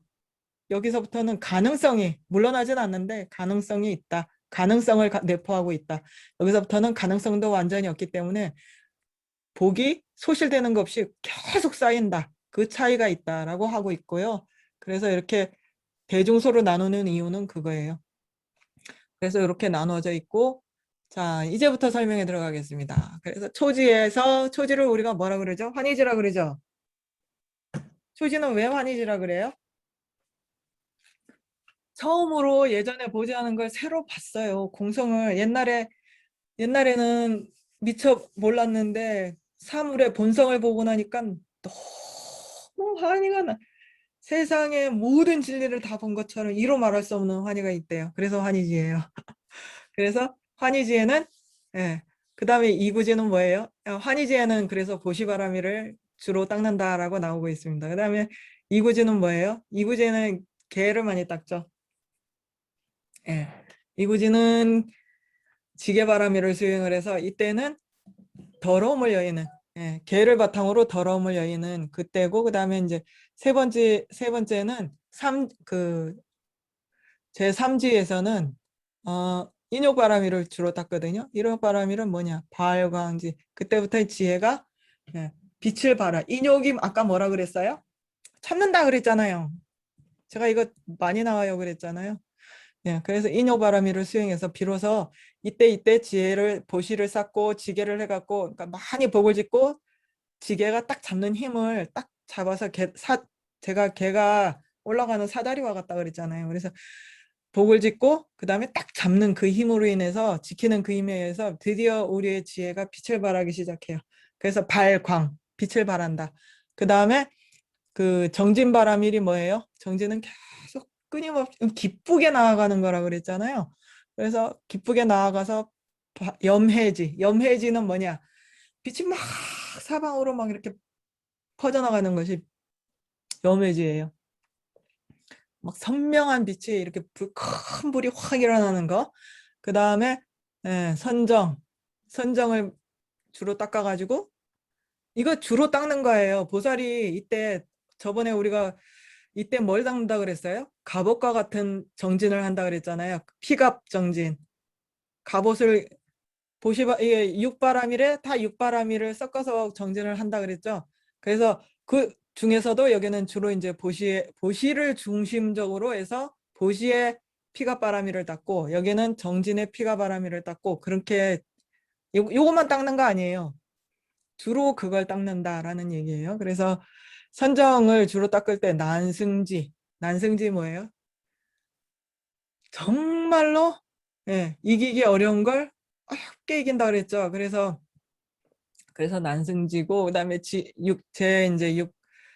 육지 지혜바람이란 뭐냐? 현전지 그렇게 해가지고 우리 앞에 예, 지혜바라미를 비로소 닦음으로 인해서 여기 현전지라 그래서 제 육지까지 해서 눈앞에 확 나타났어요. 눈앞에 우리가 드디어 봐야 할 그러니까 더 이상 볼 것이 없이 눈앞에 확 드러나고 나서 그 다음에 칠지가 뭐예요? 원행지. 원행지는 멀리 갔다라는 이미 멀리 갔다라는 거예요. 뭐가 멀리 갔어요? 이때 주로 이제 닦는 것이 삼해탈문이거든요. 삼해탈문을 닦아가지고 더 이상 그 주로 이제 방편을 닦아요. 방편을 닦아서 멀리, 예, 그 번뇌를 이미 멀리 여의고 더 이상 이제 거기에 들어가지 않는다라 그래서 원행제예요. 그 다음에 이제 원바람회를 주로 닦아서 제8지에서는 부동지, 더 이상 움직이지 않아요. 왜냐? 부동이라고 하는 것은 아까 불퇴전이라 그랬죠. 그리고 선정에 들었거나 들지 않았거나 항상 공성을 본다 그랬죠. 움직이지 않는 거예요. 뭐, 예. 공성의 자리에서 움직이지 않는다라고 해서 부동지예요. 그 다음에 그 구지에서는 원력할 때 역이거든요. 힘력자. 여기서 이제 주로 뭘 닦냐면 이때는 사분별지를 닦아요. 제가 그때 설명드렸죠. 사분별지. 그 다음에 그래서 분별지를 닦기 때문에 선해지라 그래서 바른 지혜를 닦는다. 그래서 선해지예요. 그 다음에 이제 제10지는 두 개가 있어요. 이거 보이나요? 제10지. 예, 제10지가 두 개가 있습니다. 이 첫 번째 10지에서는 아주 미세한 번뇌에 거친 거. 예, 아주 미세한 번뇌에 거친 걸 닦아요. 그래가지고 이때 뭘 닦냐? 그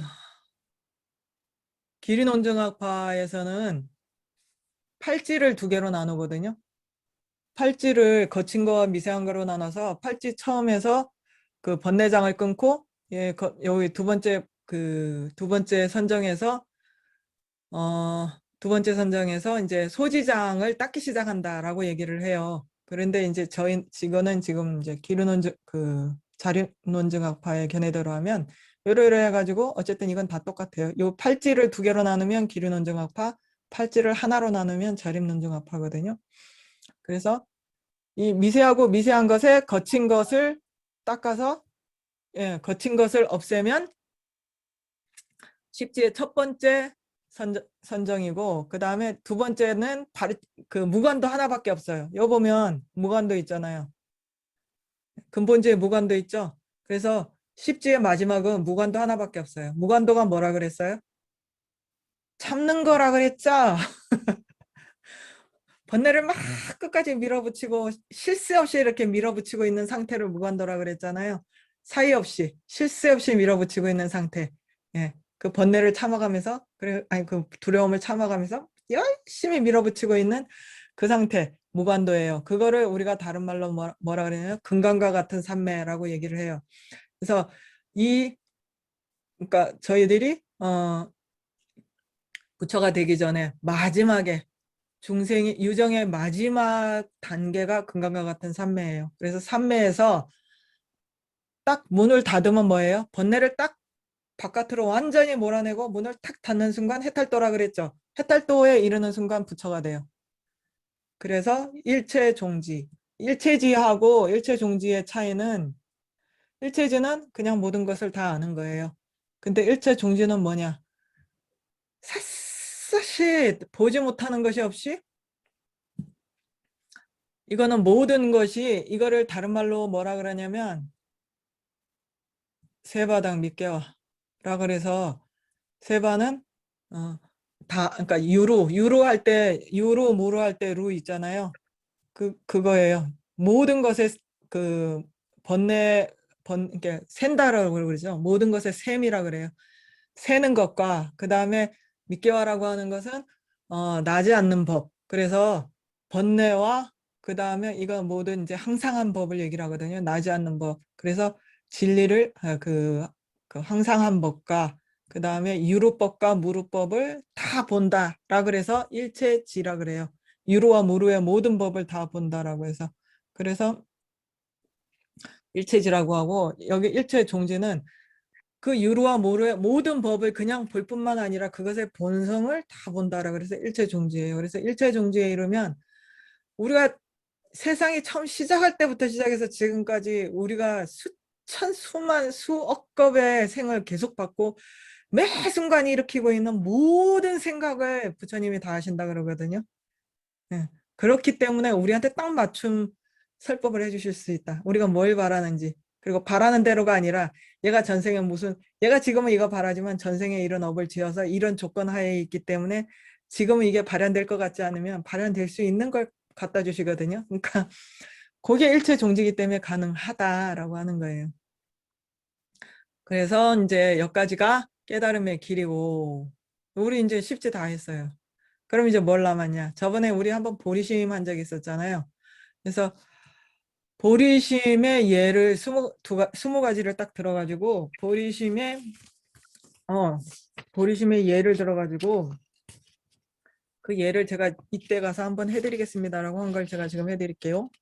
제일 첫 번째 보리심의 예. 집게가 어디 갔나? 야, 없구나.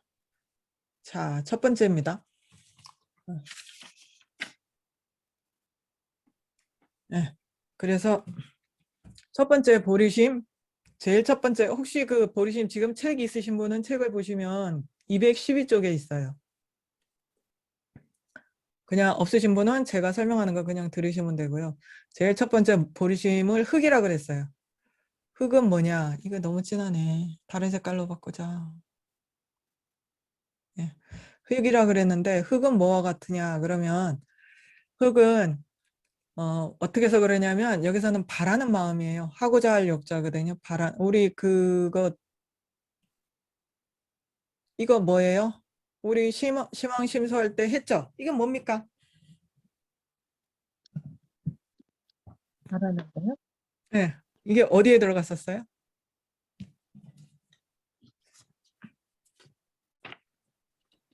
자, 바라 욕자가 어디에 들어갔냐? 오별경이요. 네, 맞아요. 오별경. 사물을 바로 인식하는 그 힘이라 그랬잖아요. 그래서 보리심은 반드시 두 가지의 바람이 있어야 된다. 제가 그랬잖아요. 보리심은 반드시 두 가지의 바람. 뭐예요? 내가 성불해야 되겠다. 모든 중생을 윤회에서 벗어나서 열반에 이르게 하겠다라고 하는 두 가지 바람을 가지고 있어야 된다라고 했죠. 그래서 첫 번째는 이 바람이에요. 이 바람의 힘으로 왜 바람이냐? 이것이 모든 좋은 법 있잖아요. 모든 좋은 법의 바탕이 되어주기 때문에 마치 흙과 같다라는 거예요. 그래서 흙이 있으면 뭐 어떠냐? 그러면 여기서는 흙이라고 했는데 사실은 땅지자예요. 땅지자. 땅의 모든 것에 바탕이 돼주잖아요. 땅에 있으면 거기에 모든 것을 심어서 싹이 트고 꽃이 피고, 그죠? 땅에 있으면 우리 거기다 집을 짓고, 예, 우리 땅이 없으면 걸어 다닐 수도 없잖아요.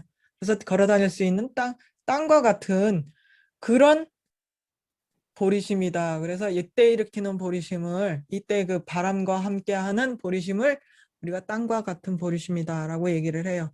그 다음에 두 번째는 뭐냐면 그 자량도의 가운데, 가운데 중에 해당되는 것은 금과 같다라고 얘기를 해요. 왜 금이냐? 여러분들 금이 왜 보석이에요? 금 왜 비싸요? 변하지 않아요. 맞아요. 변하지 않아서. 변치 않는 거기 때문에. 이때부터는 사막도에 떨어지지 않는다라고 얘기를 해요. 그래서 이전까지는 요때까지는 공성을 터득하기 전까지는 우리 보리심이 물러날 수 있다라고 얘기해요. 한중생을 포기할 수 있어요. 그래가지고 한중생을 포기하는 순간 우리가 사막도에 떨어지거든요. 근데 이때부터는 우리가 공성을 비량으로, 그러니까 공성에 대해서 완전히 비량으로 공성을 터득하고 그다음 비량으로 터득했기 때문에 이때부터는 우리의 보리심이 그러니까 변치 않아요. 계속 이어져요. 아까 처음 요때는 어때요? 보리심이 내가 굳이 의도하지 않아도 이렇게 퐁퐁퐁 샘솟으면 된다라고 그랬잖아요. 이때부터는 보리심이 금과 같아요. 금은 닦으면 닦을수록 빛나지 절대 금이 아닌 것으로 변하지 않거든요. 그래서 이때부터는 우리의 보리심이 금과 같이 변하지 않는 보리심이다라고 해서 금과 같은 보리심이라고 합니다. 그다음에 세 번째에 자량도에 대해 들어가는 이제 이때는 뭐와 같으냐 그러면 나중에 보리심 수행할 때 보면 수승한 마음이라는 게 나와요. 수승한 마음은 뭐냐면 아버지와 같은 보리심이라고 얘기하거든요. 그 아버지와 보리심이 어머니와 아버지와 같은 보리심이 있는데 어머니와 같은 보리심은 어떤 거냐면 애가 강물에 빠졌어요. 어머니는 어떡하냐? 이거는 어머니와 아버지, 그러니까 남녀 차별이 아니라 그런 본성 있잖아요. 그러니까 본성을 놓고 얘기하는 거예요. 진짜 남자 여자로 나누는 것이 아니라 그런 그 호르몬의 성향을 놓고 얘기하는 거예요. 그래서 어머니는 어떡하느냐 그러면 어머니는 아이고 내 새끼 좀 구해주세요라고 막 사람들한테 아이고 이걸 어떻게 해야 하고 막 그 강가에 앉아서 펑펑 울면서 우리 자식 좀 구해주세요 하고 막 그러잖아요. 왜? 근데 아버지는 어떡하냐? 뛰어들어. 예, 옆에 살피지도 않아요. 그냥 팍 뛰어들어요. 예, 그래 그 차이가 난다라고 해서 어머니와 같은 보리심은 예, 그와 같이 아직 내가 자식을 구해줄 힘이 없기 때문에 물가에 앉아서 사람들한테 구해달라고 막 이렇게 하고 있는 그런 상태의 그 보리심을 아, 그런 상태의 자비심을 어머니와 같은 자비심이라 얘기를 하고 그 다음에 이거 내가 그런지 아닌지 따지지도 않고 일단 난 무조건 모든 중생을 고통에서 벗어나게 할 거야라고 내가 할 거야라고 내가라고 그 모든 책임을 내 등에다 딱 지는 순간 그걸 수승한 마음이라고 해요. 그 수승한 마음이라 그러고 이 마음을 아버지와 같은 자비심이라 그러고 이 다음이 바로 보리심이에요. 그래서 자비심에 두 단계가 있는데 어머니와 같은 자비심, 아버지와 같은 자비심, 그 다음이 바로 보리심이에요. 그래서 여기에서는 지금 그런 이 수승한 마음, 이 마음으로 내가 다 해야지 하는 그 마음을 가장 크게 일으키기 때문에 네, 보리심 중에서도 특히 이 마음을 가장 크게 익혀서 내가 반드시 해야 되겠다라는 생각. 그래서 그때의 보리심을 달과 같은 보리심이라고 얘기해요. 왜 그러냐? 그러면 내가 해야지 하는 이 마음 때문에 여태까지는 어떻게 했어요? 어머니가 강 밖에서 중생을 구제하지 못하고 중생과 고난 속에 헤매는 중생과 어머니는 강이라는 딱 가림막에 있어서 건지질 못했잖아요. 근데 아버지가 탁 뛰어듦으로 인해서 내가 중생과 하나가 딱 됐잖아요. 어쨌든 건지든지 못 건지 그거는 얘기가 다음 얘기고 어쨌든 딱 뛰어들어서 중생을 딱 잡았잖아요. 그 힘으로 인해서 모든 성법이 마치 달과 같이 달이 어때요? 달은 시작하면 반드시 동그래지잖아요. 그래서 예, 더 이상 어디 뭐 치우치거나 이런 거 없이 꽉 차게 모든 것이 증장을 하잖아요. 그래서 그 수승한 마음을 일으킨 그 힘으로 인해서 마치 달과 같이 모든 선법이 다 증장해서 원만하게 되는 그런 그 보리심을 일으키게 된다라고 해서 어쨌든 달은 시작하면 그렇잖아요. 달이 처음에 금음에는 달이 없잖아요. 근데 달이 뜨기 시작하면 무조건 보름달로 가죠. 그래서 보름달이 뜨면 어때요? 보름달은 하나도 이지러짐이 없이 꽉 차게 완전히 원만하게 된다라고 얘기하잖아요. 그렇게 되기 때문에 모든 이때의 보리심을 그렇게 달과 같다라고 얘기를 합니다. 그래서 우리가 모든 책임을 반드시 내가 하겠다라는 마음을 내는 그것이 이렇게 모든 것을 원만하게 하고 모든 것을 다 증정하게 하는 힘을 가지고 있다라고 하는 걸 이 달과 같은 보리심이라는 말로 우리가 이해할 수 있고요. 그 다음에 뭐냐? 가행도에서 일으키는 것을 불과 같다 그래요. 아까 제가 설명드렸죠? 네. 막 뜨겁게 해서 불이 뭐예요? 모든 번뇌를 다 태워버리죠. 그래서 이때까지는 뭐 했어요? 우리의 번뇌를 마치 불쏘시개처럼 보지 못하는 그 번뇌장과 소지장의 불을 확 질러버리는 거예요, 지금. 그래서 불과 같은 보리심이라고 얘기를 하고 그렇게 해서 불이 탁 났어요. 불이 딱 나가지고 이때는 뭐예요? 견도에는 사실 지금 없는데 지금 우리 책에는 견도하고 초지를 같이 놓고 있거든요.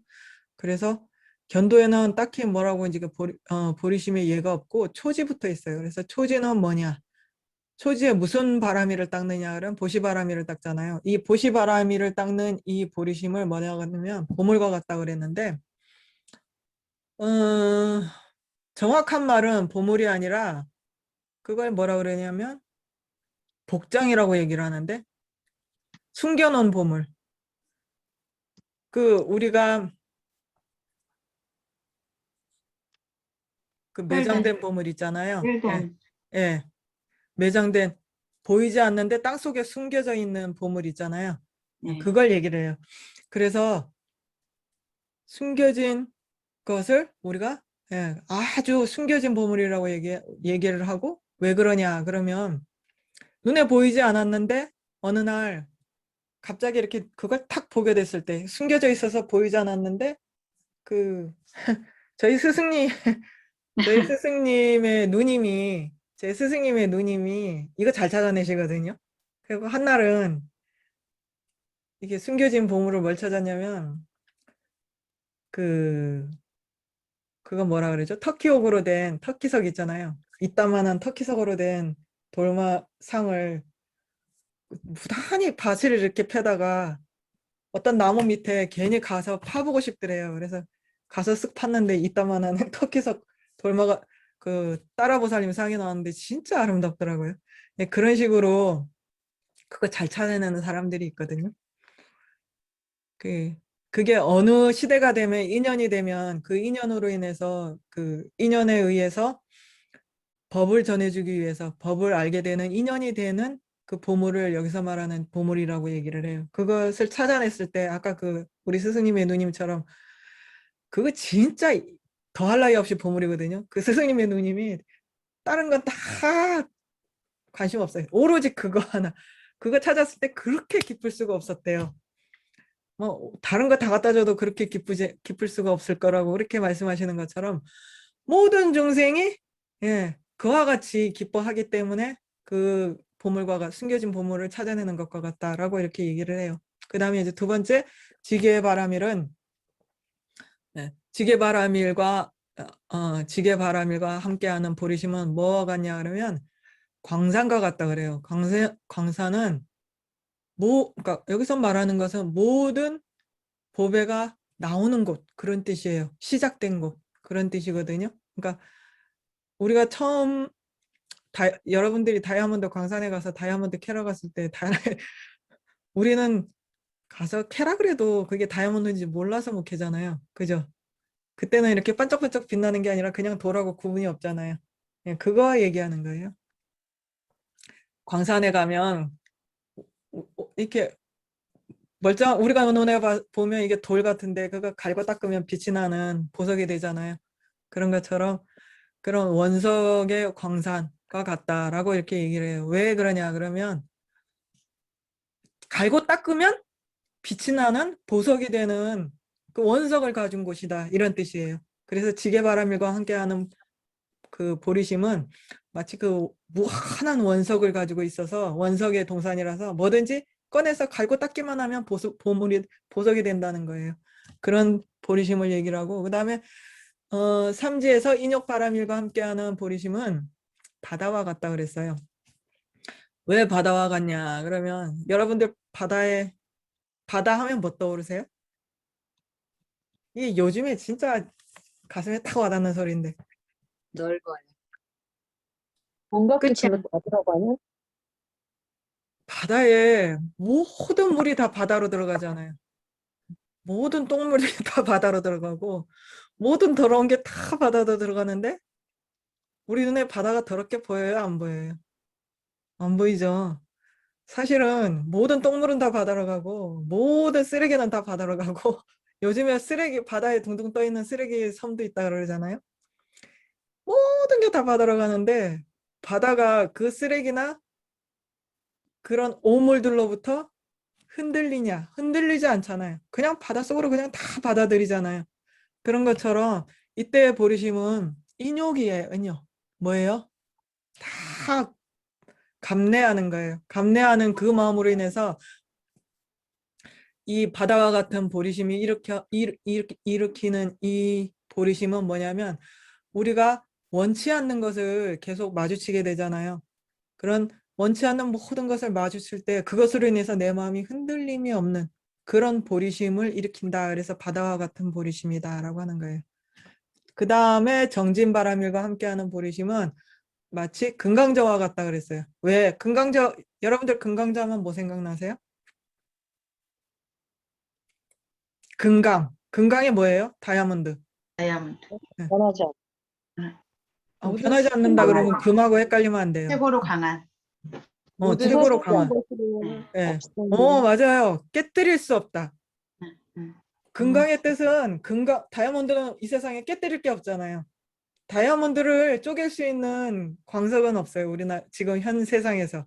뭐 레이저에 있어요. 그러면 안 됩니다, 여러분.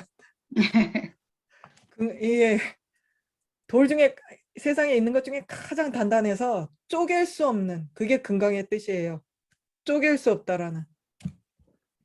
그래서 금강저와 같은 보리심은 뭐냐면 절대 이 정진에 우리가 정진 바람이를 닦는 정진은 뭐예요? 기쁘게 나아가는 거라 그랬죠. 기쁘게 나아가는 거 앞에서 그 무엇도 우리의 마음을 쪼갤 수 없어요. 마치 금강저와 같이 다이아몬드와 같이 단단하게 그 기쁘게 나아가는 그 힘이 우리의 마음을 마치 다이아몬드처럼 단단하게 만들어서 그 무엇도 깨뜨릴 수 없게 만든다는 것이 이 보리심이에요. 그래서 금강저와 같은 보리심이라 그랬고 그 다음에 이제 선정바람일과 함께하는 보리심은 뭐냐면 수미산과 같다 그랬어요. 수미산은 뭐예요? 우뚝 솟아 있죠. 세상에 제일 높죠. 세상에 제일 높아서 제일 높은 데서 보면 뭐예요? 발밑에 구름도 가고 뭐도 가고 비행기도 가고 다 가요. 수미산 지 혼자 꼭대기 혼자서 도야청청하잖아요. 예, 그와 마찬가지로 모든 산란한 것들이 그 밑에 뭐 먼지도 있고 뭐도 있고 수미산에 미치지 않잖아요. 모든 산란한 것이 혼란하게 만들지 않는다라는 뜻이 있어요. 그래서 여기서 이제 그 부처님 중에 특히 이제 티베트 하시는 분들은 밑교바라고 하는 말이 있어요. 쌍계 그 밑교바라고 하는 말. 그래서 밑교바라고 하는 말이 여기에 해당되는 거예요. 밑교바는 뭐냐면 산란함이 산란함으로 인해서 막 이렇게 제가 심수할 때 산란 설명드렸죠. 산란은 뭐예요? 마음이 10개를 이렇게 쓰는 거라 그랬죠. 마음이 확 도구하고 산란하고 헷갈리면 안 돼요 그랬죠. 그래서 여기서 쌍계 밑교바라고 얘기할 때 그러니까 밑교바 부처님이라고 하는 것은 산란함이 없어서 마음이 이렇게 10가지로 벌어나지 않고 딱 하나로 모아져서 움직이지 않는 그런 것을 이게 우리나라 말로 하면 미tuk파, 밑교바, 미호화가 다 다른 뜻인데 우리말로 하면 다 부동불이에요. 그래서 이거를 구분을 하셔야 되는데 다 이제 면이 다르거든요. 어떤 면에서 움직이지 않는지. 그래서 여기서는 왜 움직이지 않냐? 마음이 10가지로 나누는 걸 다 그거 안 하는 거예요. 하나로 쓰이기 때문에 움직이지 않는다라는 그런 뜻이에요. 그래서 아까 팔찌에서 부동지라고 할 때 그 부동하고는 달라요. 여기는 뭐예요? 산란함의 반대말로 움직이지 않는다라는 뜻이에요. 그래서 그래서 그런 뜻이고 그 다음에 이제 우리 어디까지 가야 되냐? 지혜 바람일. 지혜 바람일과 함께하는 그 보리심은 마치 약과 같다 그랬어요. 그래서 왜 약과 같다 그랬냐? 그러면 번뇌장과 소지장이라는 아픔, 우리 병 있잖아요. 번뇌와 소지장이라는 것으로 계속 병을 앓고 있는 이 아픔을 그치게 해주기는 약과 같다라고 그게 바로 지혜라는 거예요. 지혜 바람일로 인해서 비로소 우리의 모든 번뇌와 소지장의 그런 것을 치료하는 약이 바로 지혜라는 거예요. 그 다음에 방편바람일과 함께하는 보리심은 마치 스승과 같아. 이거 우리 맨날 해요. 여태까지 한 거예요. 그죠? 스승이 뭐예요? 스승이 우리에게 일러주는 것이 방편이잖아요. 그래서 왜 스승과 같다라고 하냐면 모든 순간순간 중생을 끝내 저버리지 않기 때문에 모든 중생들의 스승은 제자를 포기하지 않잖아요. 그래서 제가 선지식하고 스승하고 이렇게 구분해서 설명드렸죠. 여기서 제가 스승이라고 그랬어요. 그래서 모든 스승이 절대 제자를 포기하지 않거든요. 그래서 한 중생도 저버리지 않기 때문에 스승과 같은 보리심이다라고 했고요. 그 다음에 여기서는 이제 중생의 뜻, 그 모든 중생의 뜻을 이루어주기 위해서 그 중생들을 끝내 저버리지 않기 때문에 스승과 같은, 그래서 모든 방편을 익히는 바람이 있다라고 했고, 그 다음에 원 바람이를 원 바람일과 함께하는 보리심은 어떤 보리심이냐 그러면 여의주와 같은 보리심이라 그래요. 여의주는 뭐예요? 손오공이 왜 여의주 찾으려고 그 난리를 쳐요? 여의주가 뭐라서? 금 나와라 뚝딱 하면 나오는 게 여의주잖아요. 그죠? 뭐든지 나와라 하면 딱 나오는 게 여의주라서 손오공이 그거 찾으려고 그 난리를 치잖아요. 마치 그 원이라는 게 그거예요. 그래서 제가 원과 바라는 것이 다르다라고 얘기했죠. 여기서 원은 뭐예요? 우리가 원을 딱 이루고자 하는 그거 딱 이렇게 딱 그려놓으면 우리가 성불하는 그 즉시 그대로 나온다 그랬죠. 예. 그래서 여의주와 같은 바람일이라고 하는 것이, 보리심이라고 하는 것이고, 그 다음에 여기 뭐예요? 예. 역바람일. 좀 이따 다시 설명드릴게요. 역바람일이라고 하는 것은 함께하는 보리심은 해와 같다 그랬어요. 왜 해와 같으냐? 해가 무슨 일을 하나요? 밝게 비친다. 차별 없이 골고루 비춰줘. 예, 골고루 다 비춰져서 해가 없으면 모든 식물이 자라지 않고, 우리도 해가 없으면 비타민 D 결핍을 해서 다 쭈그러들죠. 그래서 해는 그래요. 모든 생명이 자라나게 하고, 또 여름에는 그래서 여름이라 그러죠. 열매를 맺는 걸 여름이라 그래요. 그래서 해가 가장 강할 때 꽃이 피고 열매를 맺는 그 시기를 우리가 여름이라 그러죠. 그래서 해가 하는 일이 뭐냐? 모든 것이 그 열매를 맺게 하는 그런 일을 한다라고 하는 것이 이 역바람일과 함께하는 해라는 보리심이 하는 일입니다. 그 다음에 이제 지바람일, 십지의 지바람일과 함께하는 것은, 십지가 법운지잖아요. 그 법운지와 함께하는 그 바람일은 법의 음성과 같다 그랬어요. 법의 음성과 같다 그랬는데, 법의 음성은 뭐냐? 법음이라고 할 때 뭐가 떠오르세요? 예?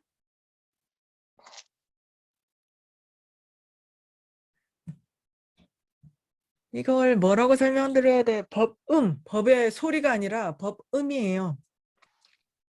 음성할 때 소리 음자, 그 다음에 소리 성자인데 음과 성이 다르죠. 여기서는 음성할 때 그 음이에요. 음악할 때 법음할 때 음은 그 음악할 때 음이에요. 그리고 모음할 때 우리가 모음과 자음에 있잖아요. 그때 모음할 때 그 모음이에요. 보이스. 예? 보이스. 보이스? 사운드하고 보이스의 차이 아닌가요? 예, 맞아요. 그래서 여기서 말하는 것은 어떻게 설명을 드리냐면, 부처님이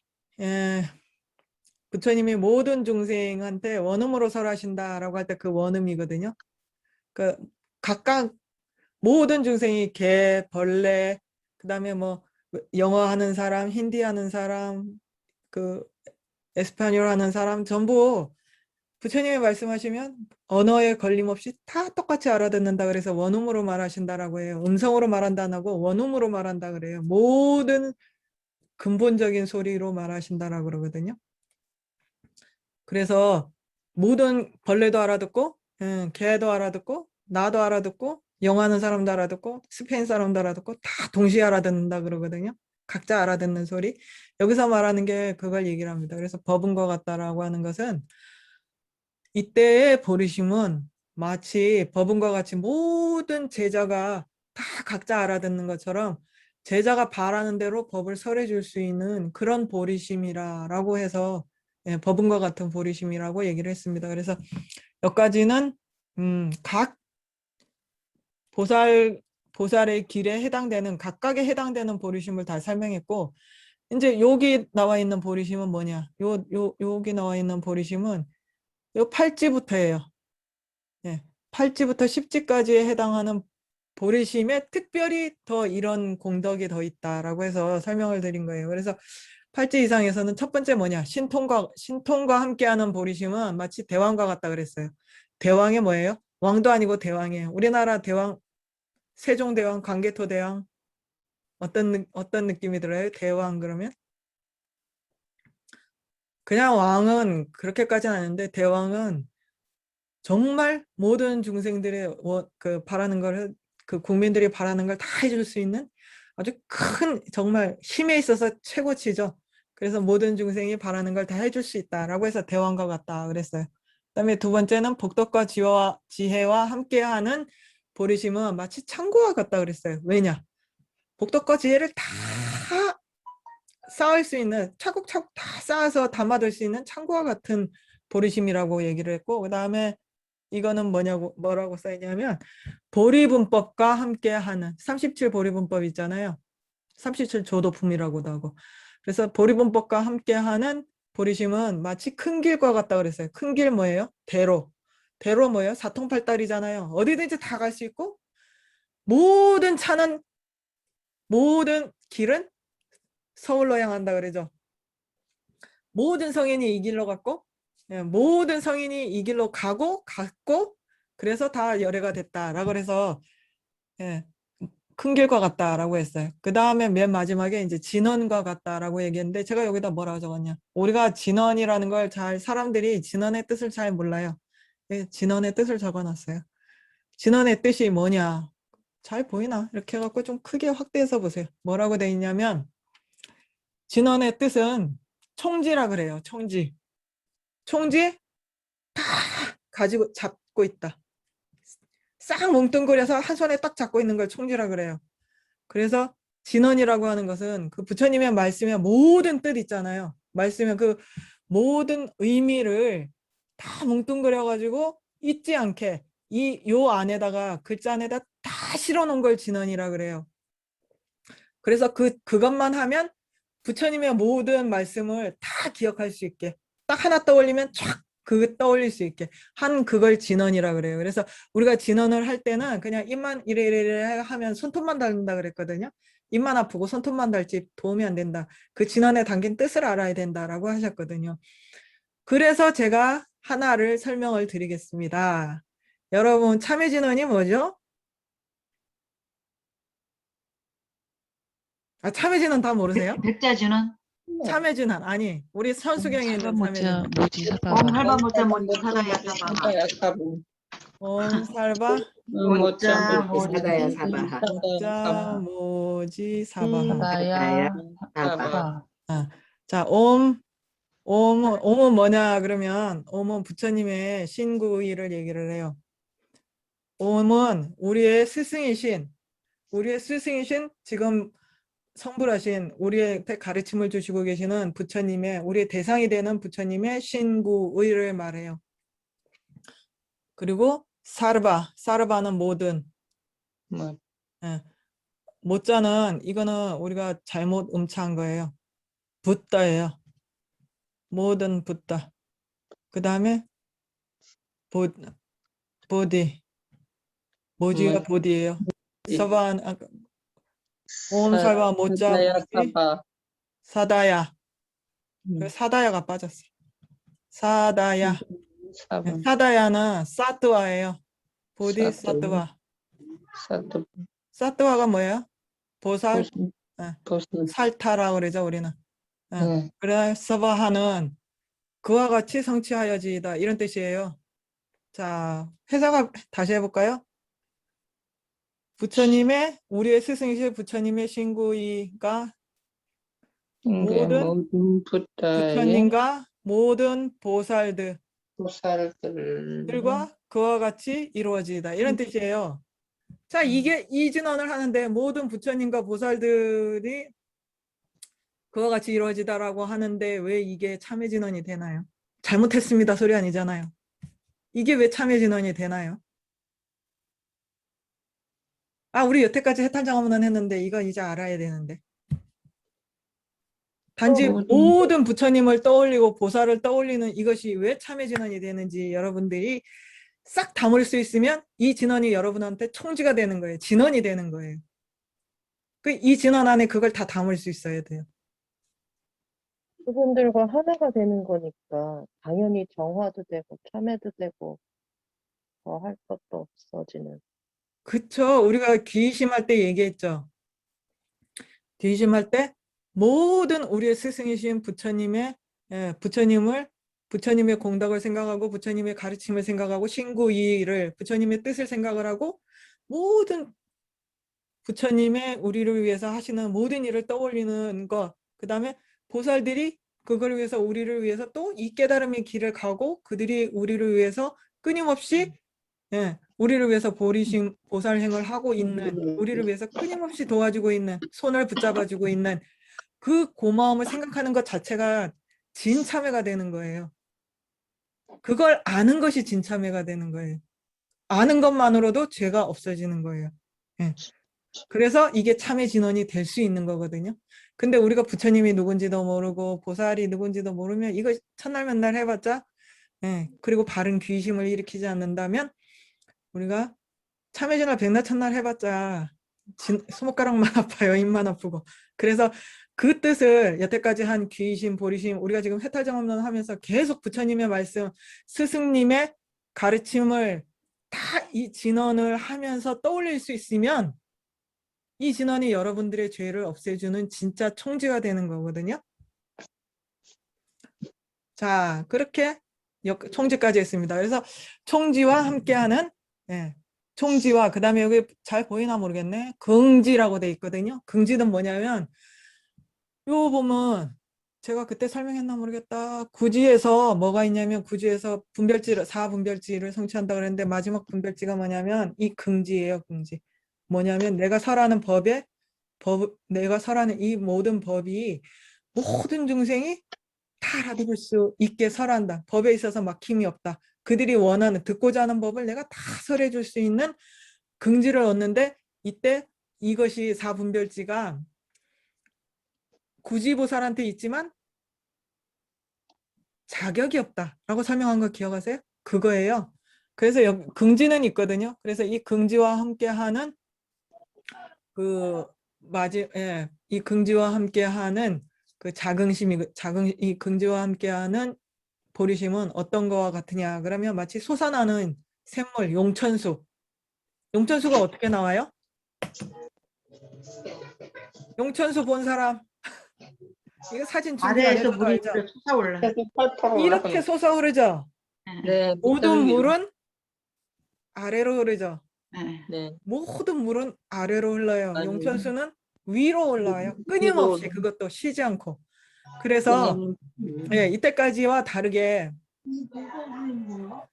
이때까지와는 다르게 이때부터는 모든 물은 아래로 흘러가게 되는데 모든 그런 세속의 법칙을 벗어나서 위로 끊임없이 솟아오르는 그런 보리심이다. 그래서 십지의 마지막에 그 이 진언과 긍지와 함께하는 보리심은 마치 그렇게 용천수와 같아가지고 여기에 우리가 모든 걸 다 담을 수 있으면 마치 끊임없이 솟아나는 용천수처럼 세상의 흐름과 벗어나서 흐름에 거슬러서 이렇게 할 수 있는 그런 보리심이다 해서 용천수와 같다라고 했습니다. 그래서 여기까지 우리가 전에 이제 보리심에서 제가 빠뜨린 그 예를 이렇게 여기서 설명하니까 이해하기가 쉽죠?